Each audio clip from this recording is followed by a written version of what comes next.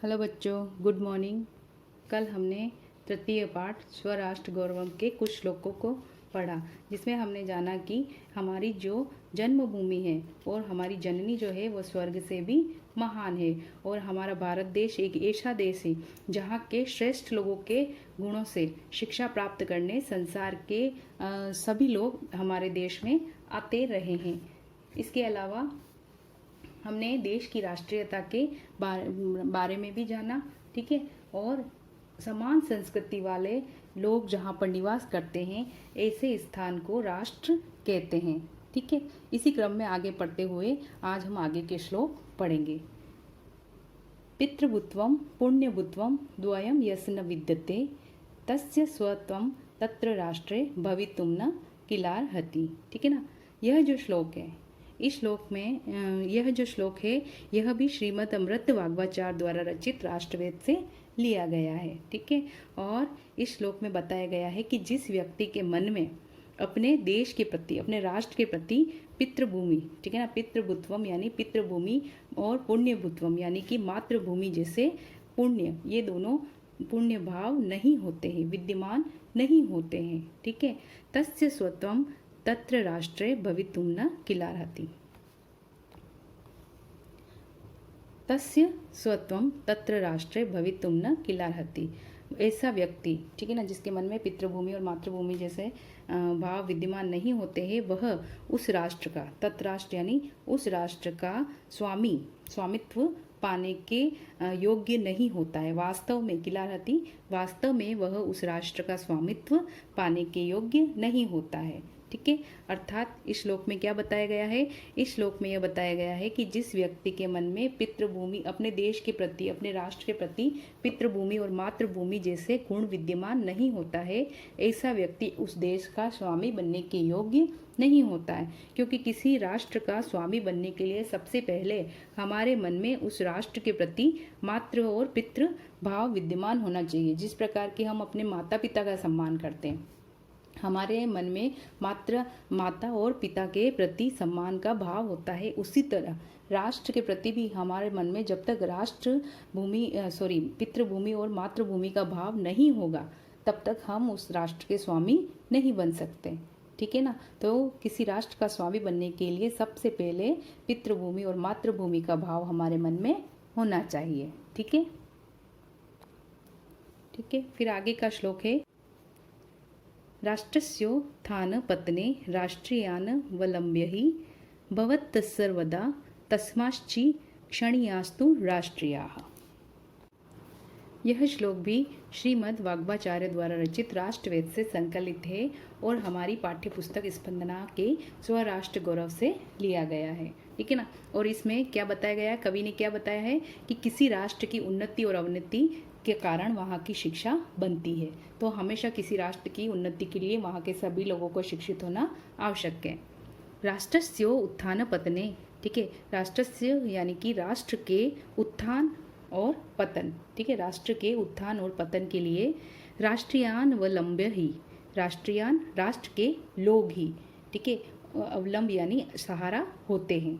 तो किसी राष्ट्र की उन्नति व पतन, उत्थान व पतन वहाँ के लोगों पर ही आश्रित होता है।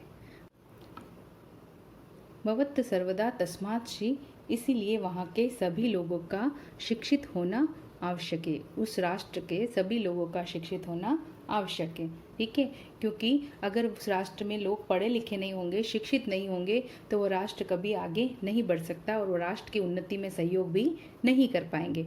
इसीलिए किसी भी राष्ट्र की उन्नति, उत्थान व पतन यानी कि गिरने में उस राष्ट्र के लोगों का ही हाथ होता है। अगर वो राष्ट्र के लोग सारे पढ़े लिखे होंगे, शिक्षित होंगे, तो वो राष्ट्र अवश्य उन्नति करेगा। और अगर उस राष्ट्र के लोग शिक्षित नहीं होंगे, ठीक है, अशिक्षित होंगे, तो वह राष्ट्र कभी भी उन्नति नहीं कर सकता है और एक मजबूत देश, मजबूत राष्ट्र नहीं बन सकता है, ठीक है। फिर अगला श्लोक है, विद्या शस्त्रम च शास्त्रम च द्वे विद्यो प्रतिपत्तये शस्त्रेण रक्षिते राष्ट्रे शास्त्र चर्चा प्रवर्तते। यह जो श्लोक है, ठीक है, यह जो श्लोक है वह चाणक्य नीति से संकलित है, ठीक है। और चाणक्य ने क्या बताया है, चाणक्य कौन थे, चाणक्य एक महान राजनीतिक थे, ठीक है। उन्होंने ही चंद्रगुप्त को, वे चंद्रगुप्त के गुरु भी थे और चंद्रगुप्त के राजा बनने में उन्होंने बहुत ही सहायता प्रदान की थी। तो उन्होंने बताया है कि किसी भी व्यक्ति के ज्ञानी बनने के लिए, प्रतिपत्ति यानी ज्ञानी बनने के लिए दोनों प्रकार की विद्याओं का होना जरूरी है। शस्त्र विद्या यानी कि अस्त्र शस्त्र चलाने की विद्या, और शास्त्र विद्या यानी कि शास्त्रार्थ का ज्ञान, दोनों ही विद्या उसके लिए आवश्यक होती है। शस्त्रेण रक्षिते राष्ट्र, शस्त्रों से तो राष्ट्र की रक्षा की जाती है, सुरक्षा की जाती है ना, ठीक है ना। शस्त्र से किसी राष्ट्र की रक्षा और उसकी सीमाओं की सुरक्षा की जाती है। लेकिन शास्त्र विद्या जो होती है, शास्त्र चर्चा करके हम उस राष्ट्र में, ठीक है, उस सुरक्षित राष्ट्र में दूसरी जो विद्याएं होती है, दूसरी अनेक प्रकार की विद्याएं होती है, जैसे कि खगोलीय विद्या है, विज्ञान विद्या है, चिकित्सीय विद्या है, और दूसरी जितनी भी प्रकार की विद्या, वेदों का पाठ करना है, तो इन सभी विद्याओं का चिंतन करा सकते हैं, ठीक है। क्योंकि एक देश जो होता है, उस देश में सबसे पहला काम होता है राजा का, उस देश को सुरक्षित करना, तो वह शस्त्रों द्वारा करता है। और उस राजा, उस देश की उन्नति के लिए, ठीक है ना, उस देश को आगे बढ़ाने के लिए दूसरी शिक्षाओं का होना भी जरूरी है। इसीलिए किसी भी ज्ञानी व्यक्ति के लिए शस्त्र विद्या और शास्त्र विद्या, दोनों विद्या बहुत ही ज़्यादा आवश्यक होती है, उसको दोनों विद्याओं का ज्ञान होना जरूरी है, ठीक है। तो शस्त्र विद्या द्वारा तो हम शत्रुओं के भय से सुरक्षित हो सकते हैं, अपने देश को सुरक्षित कर सकते हैं, और शास्त्र विद्या करके और शास्त्र विद्या का ज्ञान करके हम उस देश में, उस सुरक्षित देश में दूसरी जो विद्याएं होती है उस पर चिंतन कर सकते हैं। तो बच्चों, अब हमने सारे श्लोक पढ़ लिए हैं। अब अन्वयः में हम एक बार सारे श्लोकों को वापस शॉर्ट में देख लेते हैं। यत् समुद्रस्य उत्तरम हिमाद्रे च एवं दक्षिणम यत्र भारती संतति तत् भारतवर्ष नामा, यानी कि जो कि समुद्र के उत्तर में है और हिमालय के दक्षिण में ऐसी भूमि जहाँ की प्रजा को भारतीय कहा जाता है, ऐसे देश का नाम भारत वर्ष है।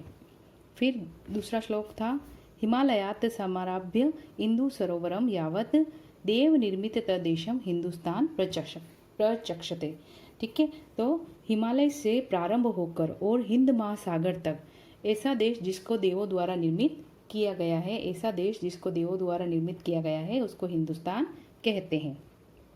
देवाः किल गीतकानि गायन्ति धन्या तु ते पुरुषा सन्ति स्वर्गा पवर्गा स्मद् मार्गभूते भारत भूमि भागे सुरत्वात् भूय भवन्ति, ठीक है ना।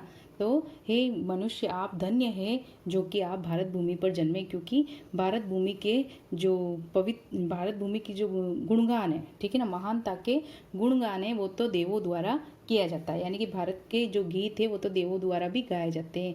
और ये जो भारत भूमि है यह स्वर्ग तथा मोक्ष प्रदान करने वाली है, और जो इस धरती पर जन्म लेता है वो अपने पुण्य कर्मों द्वारा, अपने देव गुणों द्वारा बार बार इस धरती पर जन्म लेता है। फिर है, भारते जन्म संप्राप्य सत्कर्मसु परांगमुख पीयूष कलश हित्वा विष भांडम उपाश्रित, ठीक है ना। भारत में जन्मे, ठीक है, भारत में जन्मे लोग, ठीक है, भारत में जन्मे लोग जो कि सत्कर्मों से विमुख रहते हैं। अगर कोई व्यक्ति भारत में जन्म लेकर अपने सत्कर्मों से विमुख रहता है तो वो बिल्कुल ऐसे करता है जैसे कि उसके सामने अमृत का कलश रख दिया हो, लेकिन फिर भी वो विष के पात्र को ही चुनता है। यानी कि भारत में जन्म लेने के अपने अमूल्य अवसर को खो देता है, अपने मोक्ष के अवसर को खो देता है। फिर है, एतत् देश प्रसूतस्य अग्रजन्मन सकाशात् पृथ्व्या सर्वमानवाः स्वम चरित्रम शिक्षरेन, ठीक है।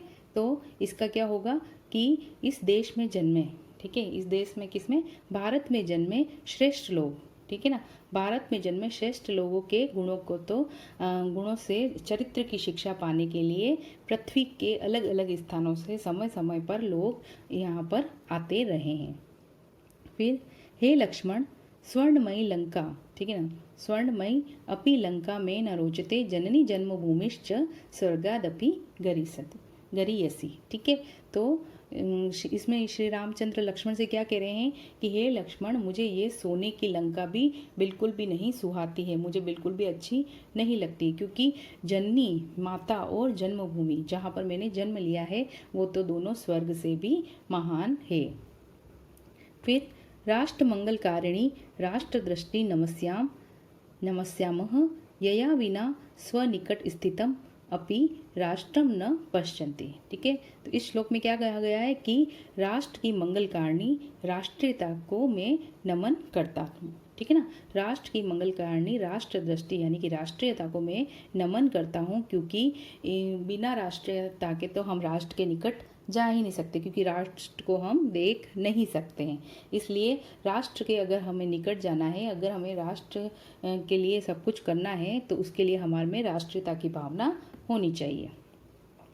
फिर है समान संस्कृति मताम जननाम यावती प्रीति पुण्यभू तावती भूमम आवत एक राष्ट्र निगद्यते। ठीक है ना, तो इसमें क्या बताया गया है कि समान संस्कृति वाले, ठीक है ना, समान संस्कृति वाले या समान विचारों वाले, समान मानसिकता वाले लोग जहाँ तक रहते हैं वहाँ तक एक राष्ट्र होता है। ठीक है ना, एक राष्ट्र कहाँ तक होता है, जहाँ तक कि एक समान संस्कृति वाले लोग निवास करते हैं।